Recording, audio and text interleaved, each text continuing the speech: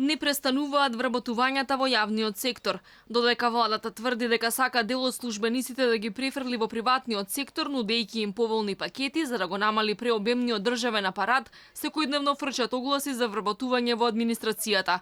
Во моментов Агенцијата за администрација има распишано огласи за вработување на 40 на луѓе во разни дирекции, центри, државни агенции, национални културни установи.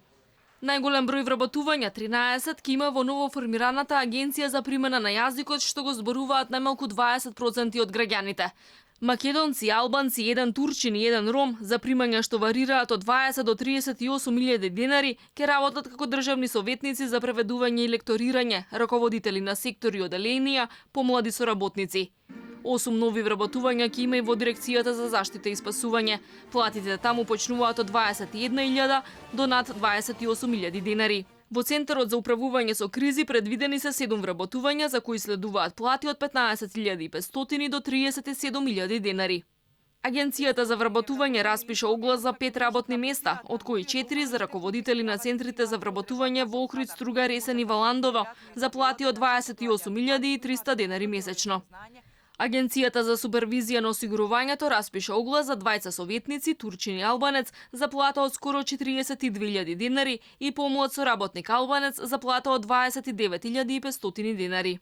И Агенцијата за енергетика бара да вработи еден албанец како помлад соработник во оделението за енергетска ефикасност за плата од 19.750 денари и еден турчин како советник со примања од 25.000 денари месечно.